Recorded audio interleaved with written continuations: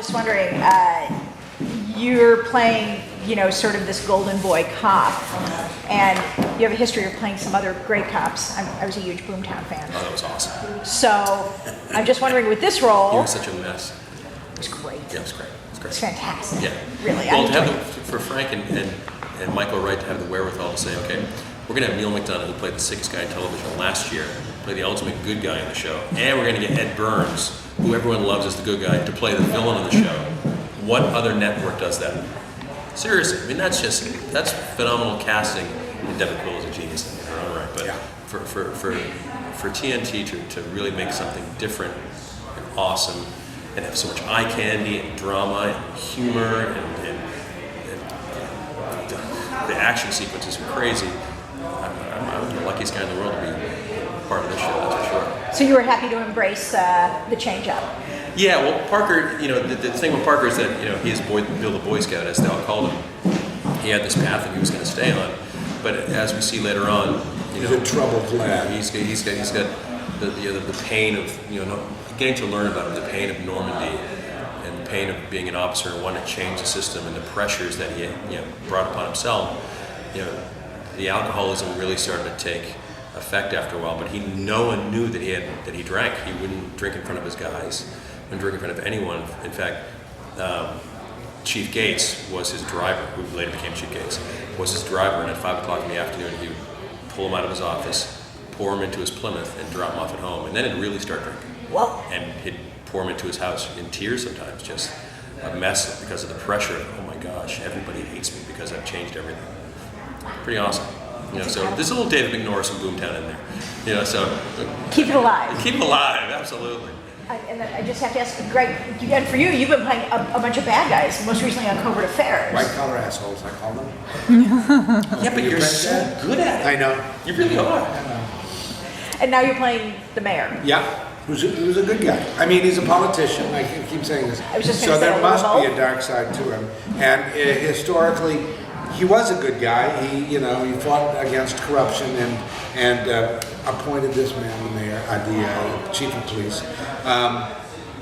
But he did other things that were, well, at least morally suspect now. I mean, he supported Manzanar and the putting of interring the Japanese during World War II and that sort of thing. So that's in his playbook too.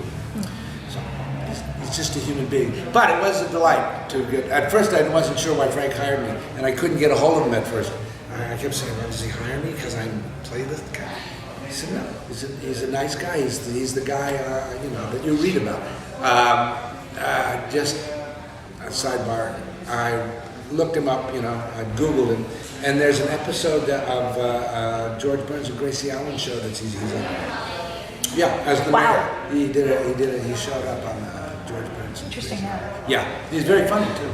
So you guys are both playing good guys. Is it a little bit difficult to suppress that? Because you guys always play bad guys. No, I think it's great writing is great writing. It's on the page, and you just rise to it.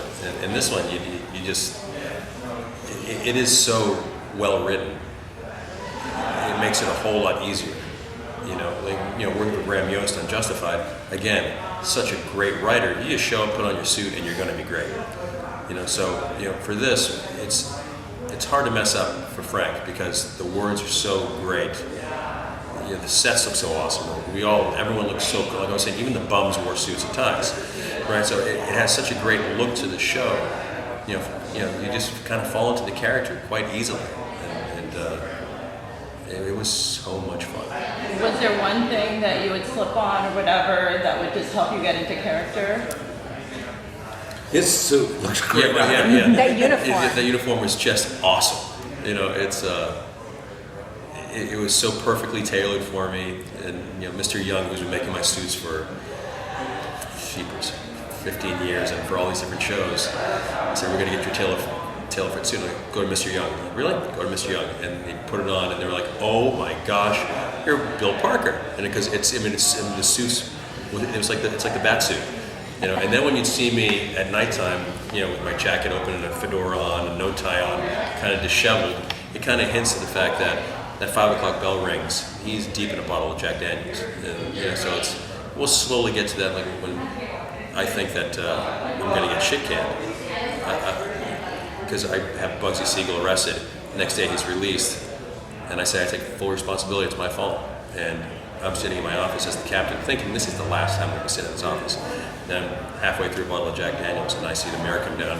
I hide the bottle and Mel's like, no, give me one of those too. And we have this great scene, which is the first time of the season I really slowed down a scene. So let's go, let's get this guy, let's go. Because I know I'm done. And he says, no, you're not done. You're going to be the chief of police and here's why. And then when I say, well, I'm not going to do it to kiss your ass, he says, well, that's exactly why I want you to be the chief of police. And he finishes his drink and walks away. I'm like, what just happened there? How did I just, what? I just got appointed the chief by the mayor? Wow. And now it's on. Now the pressure really starts. Season 2. I was just, oh, is that toward the end? That is the last Yeah. episode. Yeah. Spoiler alert. And so then you see, we all know it. We've only seen the first 2 hours. But you know what's going to happen with Parker because that's just in the books. Right, Everyone knows right. he becomes chief. You know, the setup is It's all how season it long. does. It's how it's written and how it's put together and it's seen. How it's just so dark and moody. So it separates Mob City from other gangster stories. Better actors, better writing, better network. Well, that's sort of true. I think Better actors, better writing, better network. I mean, what's better than that? one that gets it right, you have to admit to this, is LA Confidential. Yeah, absolutely. It's top drawer. But of gangster movies that have been made since, well, maybe Once Upon a Time in America or something like that. But That's pretty great. yeah, but A long time ago. yeah, the TV ones have been, well, probably because. Well, here's what Frank does. Frank, with the historical characters, he sticks exactly to the facts of who these characters are. When he wants to infuse some kind of entertainment, he can write these characters like Sid Roth, who's this psychopath. Comes straight out of Frank's imagination. Pure brain. When it comes to Bugsy Siegel, we all know what Bugsy did. You can look at the history books. Here's Bugsy Siegel. And he's also, nobody's mentioned that, he didn't like, well, it says he didn't want to be called Bugsy. Right, Right, Ben. call it He always wanted to be called right. Ben. Because that's, so it's obvious he's got a short fuse. That's right. Yeah. And come on, the Joe T characters. I mean, it's perfect. Right. He devised this whole thing. It's kind of like a mix of different people in that time, and that's the person who walks us through the whole play, and it's through his eyes that you see all this crazy stuff that happened. Did you guys feel a pressure playing publicly well-known public figures? No, I think the only pressure was being able to say the dialogue at such a breakneck. I mean, it's like it's so hard to get that correctly. When you get it right, it's like hitting a home run. When you don't get it right, you feel like you're like, oh my gosh, this is so hard. It is. It's one of the most challenging things about the show is that there's a lot of dialogue and you have to say it at such a fast clip because that's what it was. And it's written so specifically. Too. You guys made it look easy. You can't miss it. Yeah, it's called film editing, isn't it? That's right. But Yeah, there was a one bunch day. of times they're going to take the best one. There was one day I was there and I don't deal well with cigarettes. And it was this. I was in my room and all the guys were smoking cigarettes. I can just feel myself after about 15 minutes doing this. And it was all on their close us first, and they finally turned around on me. By the time they got to me, I was like, and literally. And so I had to get through this, and I literally couldn't see. I was so blinded by the cigarettes. After that, Frank never put cigarettes in the scene when Neal McDonough was in there, literally, because he was like, oh boy, because I was like green, literally turned to green. I had to leave, and expectorate, is that probably the nicest way to put it? Yeah, that's. Yeah, he just spit it. Yeah, okay, blow chunks in the toilet.